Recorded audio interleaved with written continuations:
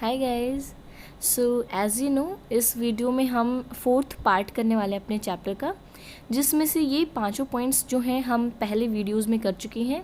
इस वीडियो में हम करेंगे NIEO, जिसके बारे में पिछली वीडियो में हम पढ़ चुके हैं, डिस्कशन कर चुके हैं।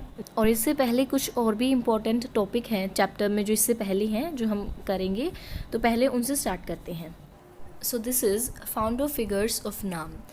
तो हमने पिछली वीडियो में नाम के बारे में पढ़ा था, लेकिन हमारी NCERT में नाम के साथ साथ जो नाम की लीडर्स थे जिन्होंने इसकी स्थापना की थी, उन 5 लीडर्स के बारे में भी कुछ इन्फॉर्मेशन दी गई है।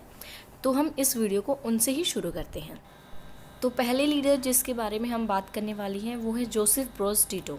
तो सबसे पहले तो आप देख सकते हैं नीचे कि इनका बर्थ ईयर और डेथ ईयर दिया गया है, जो है 1892 एंड 1980।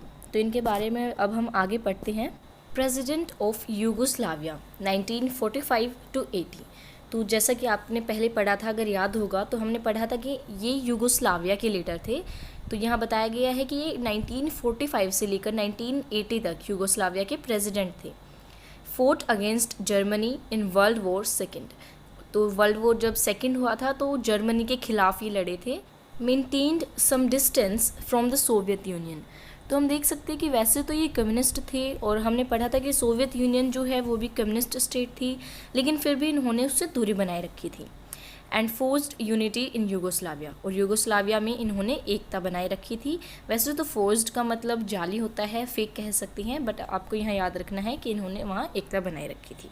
तो अब नेक्स्ट लीडर जिनकी हम बात करने वाली हैं वो है हमारे इंडिया के फर्स्ट प्रेसिडेंट जवाहरलाल नेहरू। इनका भी एक बहुत बड़ा मेन रोल था नाम के अंदर। तो इनकी बर्थ ईयर 1889 है और डेथ ईयर है 1964। So as we all know, first prime minister of India 1947 to 1964। तो 1947 से लेकर 64 इनकी डेथ तक ये इंडिया के फर्स्ट प्राइम मिनिस्टर बनकर रहे थे।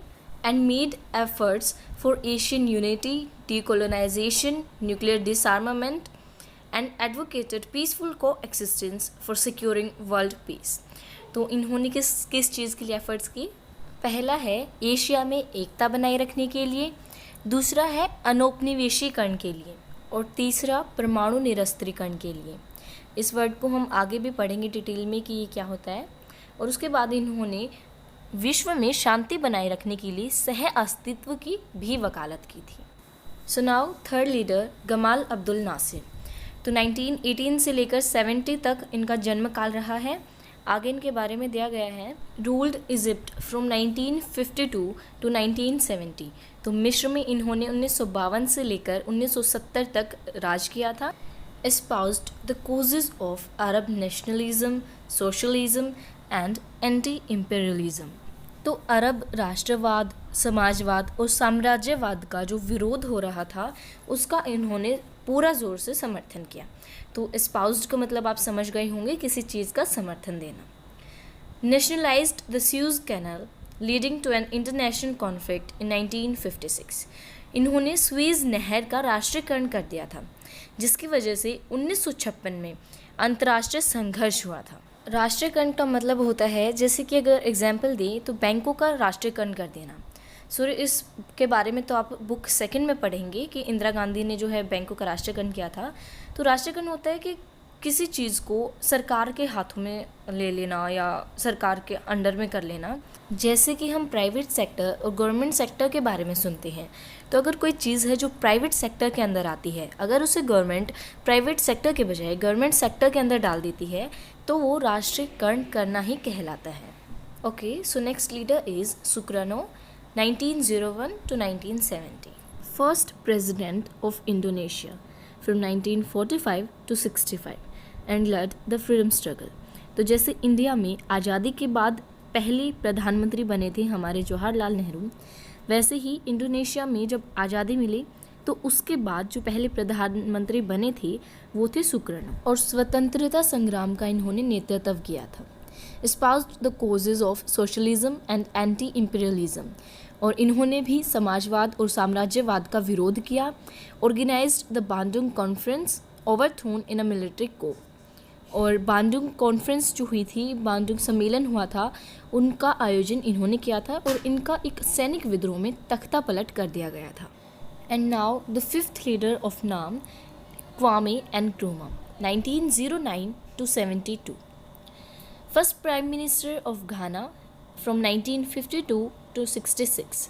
तो घाना के ये पहले प्रधानमंत्री रहे थे 1952 से लेकर 66 तक, और इन्होंने स्वतंत्रता संग्राम की भी अगुवाई की थी। Advocated the causes of socialism and African unity, यानी कि क्वामे नक्रुमा समाजवाद और अफ्रीकी एकता के पक्ष में थे। अपोज्ड न्यू कॉलोनियलिज्म, इन्होंने नव उपनिवेशवाद का विरोध किया था।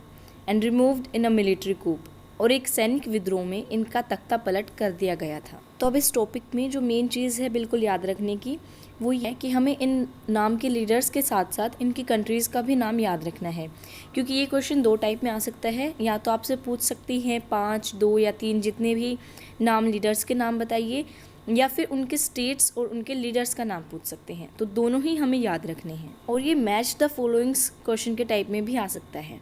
सो now let's start our main topic of this video, that is neo. और इसके बारे में पिछली वीडियो में हम ब्रीफ में बात कर चुके हैं।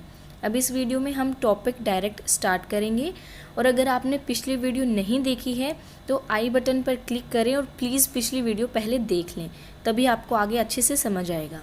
So now without any further delay let's start it. The new international economic order, जिसके बारे में हम पढ़ चुके हैं, नियो, नव अंतर्राष्ट्रीय आर्थिक व्यवस्था। तो इसके आगे देखते हैं।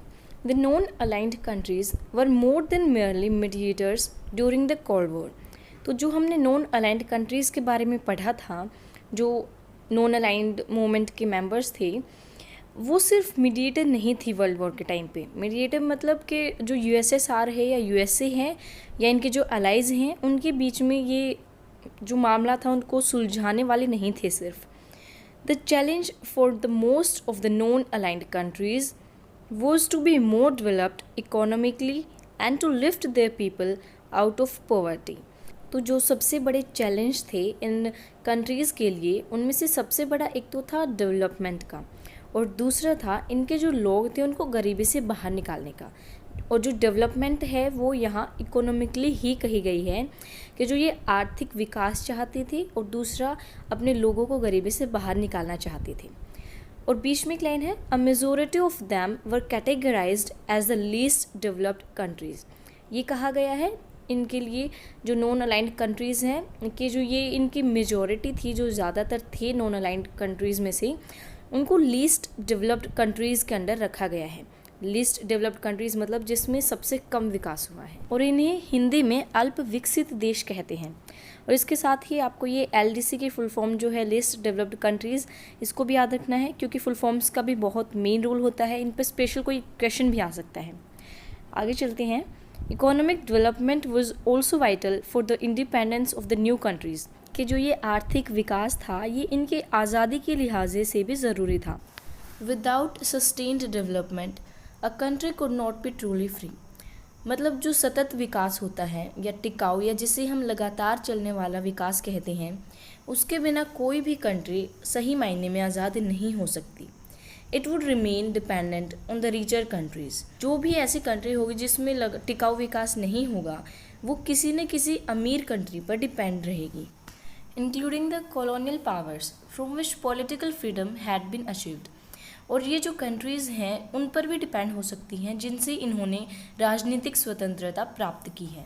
इसका मतलब है कि इन्होंने जो अपनी राजनीतिक स्वतंत्रता प्राप्त की थी वो इन्हें वापस खोनी पड़ सकती है। The idea of a new international economic order originated with this realisation. और इसी रियलाइजेशन की वजह से जो नियो है उसकी स्थापना हुई थी या उसका जन्म हुआ था। The United Nations conference on trade and development brought out a report in 1972 entitled Towards a New Trade Policy for Development। संयुक्त राष्ट्र संघ की एक कॉन्फ्रेंस हुई थी व्यापार और विकास को लेकर, जिसमें एक रिपोर्ट पेश की गई थी जिसको टाइटल दिया गया था towards a new trade policy for development. और ये याद रखना है कि ये 1972 की बात है। तो ये जो अंक टाड है इसकी ही फुल फॉर्म है the United Nations conference on trade and development. और इसी के साथ जो इस रिपोर्ट का नाम दिया गया है towards a new trade policy for development, ये भी ज़रूरी है याद रखना। और 1972 में ये सब हुआ था, तो डेट तो बिना कहीं ही आपको याद रखनी है, क्योंकि डेट्स बहुत इंपॉर्टेंट होती हैं। कई बार होता ये है कि हमें नाम तो याद आ जाता है लेकिन डेट बिल्कुल भी याद नहीं आती है टाइम पे, और डेट बहुत पूछी जाती है, तो इनको सबको याद रखना है। तो आगे है the report proposed a reform of the global trading system. तो इस रिपोर्ट ने जो 1972 में आई थी, इसने ग्लोबल ट्रेडिंग सिस्टम के लिए रिफॉर्म्स के लिए एक प्रपोज़ल पेश किया था कि जो ये विश्व व्यापार चल रहा था उसके सिस्टम के लिए। तो आप देखते हैं इन्होंने कौन से सुधार लाने के लिए प्रपोज़ल पेश किए थे। So first is to give the LDCs control over their natural resources exploited by the developed western countries. तो इस पॉइंट में कहा गया है कि जो इनके नेचुरल रिसोर्सेज होते हैं इन कंट्रीज़ में, उनको एक्सप्लॉयट करते हैं डेवलप्ड वेस्टर्न कंट्रीज़, तो इसलिए उन नेचुरल रिसोर्सेज के ऊपर इनका कंट्रोल दे दिया जाए ताकि वे अपने रिसोर्सेज को खुद यूज़ कर सकें और एक्सप्लॉयटेशन से भी बच सकें। नेक्स्ट पॉइंट है obtain access to western markets so that the LDCs could sell their products and therefore make trade more beneficial for the poorer countries।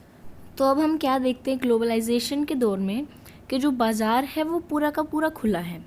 विश्व बाज़ार की मैं बात कर रही हूँ कि जो छोटी कंट्रीज़ हैं वो बड़े में भी जा सकती हैं, वहाँ पर भी निवेश कर सकते हैं या वहाँ अपने प्रोडक्ट्स सेल कर सकते हैं।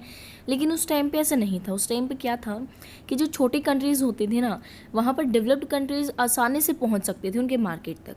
मतलब अपना जो माल तैयार करके वे वहाँ पर लेके जाते थे, सस्ता माल था उनका तो, और वहाँ पर वो बहुत महंगे दरों पर बेचते थे। लेकिन ऐसा अपोजिट वे में नहीं था। मतलब जो छोटी कंट्रीज़ हैं उनकी पहुंच बहुत कम थी बड़ी कंट्रीज़ तक। इसके लिए इन्होंने कहा है कि जो वेस्टर्न मार्केट्स हैं, इसका मतलब जो डेवलप्ड कंट्रीज़ के जो मार्केट हैं उन तक LDCs की पहुंच बनाई जाए ताकि वहां पर जाकर वो अपने प्रोडक्ट सेल कर सकें और जो ट्रेड है वो बेनिफिशियल हो सके और भी ज़्यादा पुअरर कंट्रीज़ के लिए, ताकि वो भी अपने जो कम दरों पर माल तैयार करते हैं वो जाकर महंगी दरों पर दूसरी कंट्रीज़ में बेचें, और इससे भी इनका एक्सप्लॉयटेशन होता था, तो इससे उससे छुटकारा मिल सकता था। So next point is to reduce the cost of technology from the western countries. अब जो ये छोटी कंट्रीज़ थी, डेवलप्ड भी नहीं थी, इनके पास टेक्नोलॉजी भी इतनी अच्छी नहीं थी, अभी अभी आज़ाद हुए थे, इतना इनको पता नहीं था, इसलिए इनको वेस्टर्न कंट्रीज़ से टेक्नोलॉजी को ख़रीदना पड़ता था। लेकिन जो ये वेस्टर्न कंट्रीज़ थी वो टेक्नोलॉजी बहुत ज़्यादा महंगी बेचते थे। तो अब ये बोल रही हैं कि जो ये छोटी कंट्रीज़ हैं इनको अगर टेक्नोलॉजी थोड़ी सस्ती मिल जाएगी तो ये उसको आसानी से ले सकेंगे और इनकी प्रोग्रेस फिर अच्छी हो जाएगी। तो अब है इसका fourth point, provide the LDCs with a greater role in international economic institutions. अब जो international economic institution like world monetary fund है, वर्ल्ड बैंक वगैरह है, अब इन्होंने बोला कि जो इंटरनेशनल लेवल पर जो इंस्टीट्यूशंस हैं इकोनॉमिक, उनमें जो LDCs हैं उनका रोल बढ़ा दिया जाए। तो रोल बढ़ाने का यहाँ क्या मतलब है, ये देखो कि जैसे जो इंटरनेशनल इंस्टीट्यूशंस होते थे उनमें ज़्यादातर डेवलप्ड कंट्रीज़ की चलती थी और वे अपने हिसाब से पॉलिसी बना लेते थे और उसी के हिसाब से उनको ज़्यादा प्रॉफिट होता था। जबकि जो ये लीस्ट डेवलप्ड कंट्रीज़ हैं इनका कोई ख्याल ही नहीं रखा जाता था और इसलिए इनको तो बहुत कम प्रॉफिट होता, असल में होता ही नहीं, और सब कुछ जो भी होता जो डेवलप्ड कंट्रीज़ है वो अपने फेवर में कर लेते। तो अब इनका रोल बढ़ने से क्या मतलब है कि जैसे डिसीजन मेकिंग प्रोसेस होता है उसमें इनका रोल बढ़ेगा तो ये अपने फेवर में कुछ पॉलिसीज़ बना सकेंगे, और पॉलिसीज़ इनके फेवर में होंगे तो ये जो डेवलपमेंट है वो भी बहुत ज़्यादा जल्दी कर सकेंगे, जैसे कि जो डेवलप्ड कंट्रीज़ हैं उनके हाथ में सब कुछ नहीं रहेगा। तो ये थे कुछ पॉइंट्स जो रिफॉर्म के लिए सुझाए गए थे इस रिपोर्ट में। अब आगे चलते हैं। Gradually the nature of non alignment change to give greater importance to economic issues. मतलब जो गुटनिरपेक्षता है अब उसका नेचर धीरे धीरे बदल रहा था। तो बदला कैसे, जैसे पहले ये गुटनिरपेक्षता तब बनाई गई थी तब छोटी कंट्रीज़ को, न्यूली इंडिपेंडेंट कंट्रीज़ को गुटबंदी से बचाना था, लेकिन अब इसका नेचर धीरे धीरे इकोनॉमिक इश्यूज़ की तरफ बढ़ रहा है, आर्थिक मुद्दों को ज़्यादा शामिल किया जा रहा है इसमें। In 1961 at the first summit in Belgrade economic issues had not been very important. तो जैसा हमने पढ़ा था इसकी जो फर्स्ट समिट हुई थी बेलग्रेड में 1961 में, उसमें जो इकोनॉमिक इश्यूज़ थे उस टाइम पर इतने ज़्यादा इम्पोर्टेंट नहीं माने जाते थे। और बेलग्रेड हमें पता है यूगोस्लाविया की राजधानी है, जिसके लीडर थे जोसेफ ब्रोज टिटो। तो आपको ये सब याद रखना है, मैं साथ साथ बार बार इसीलिए बता रही हूँ ताकि आप इसको भूलें ना, बल्कि आपको ये अच्छे से दिमाग में फिट हो जाए एक चीज़। By the mid 1970s they had become the most important issues. तो ऊपर है कि 1961 में जब फर्स्ट समिट हुई थी तब तक तो इतनी इम्पोर्टेंट नहीं थे, लेकिन जो 1970 का दशक है उसके मिड तक ये बहुत ज़्यादा इम्पोर्टेंट होने लगे थे। एज अ रिज़ल्ट नाम became an economic pressure group. अब इन सब का रिज़ल्ट ये हुआ कि जो नाम गुटनिरपेक्षता के लिए बनाया गया था वो इकोनॉमिक प्रेशर ग्रुप बन गया। मतलब जो इकोनॉमिक इश्यूज़ थी उनका ज़्यादा प्रेशर रहने लगा था अब इसके ऊपर। By the late 1980s however the neo initiative had faded. तो 1980 के दशक के आखिर तक क्या हुआ, जो नियो जिस मकसद के लिए बनाया गया था वो फीका पड़ने लगा, mainly because of the stiff competition from the developed countries. और ये किस वजह से हुआ, ये हुआ डेवलप्ड कंट्रीज़ ने जो इसको बहुत ज़्यादा कंपटीशन दिया उसकी वजह से। Who acted as a united group, जिन्होंने एक समूह के तौर पर काम किया। यूनाइटेड ग्रुप मतलब वो सब एक साथ खड़े हुए थे जितने भी डेवलप्ड कंट्रीज़ थी। While the non-aligned countries struggle to maintain the unity in the face of this opposition। तो जो डेवलप्ड कंट्रीज़ थी वो सारे तो एक साथ खड़ी थी और इन्होंने इनका बहुत ज़्यादा अपोज़ किया, और जो नॉन अलाइंड कंट्रीज़ थी इनमें एकता की बहुत ज़्यादा कमी थी, जिसकी वजह से ये इनको अपोजिशन को भी सहन नहीं कर पाए थे। इसीलिए जो ये पॉलिसी है वो इतनी कारगर साबित भी नहीं हुई थी, क्योंकि अपोजिशन इसकी बहुत ज़्यादा हो रही थी और पावर किसके हाथ में थी, डेवलप्ड कंट्रीज़ के हाथ में ज़्यादा पावर थी, इसलिए इसका असर बहुत कम रहा था।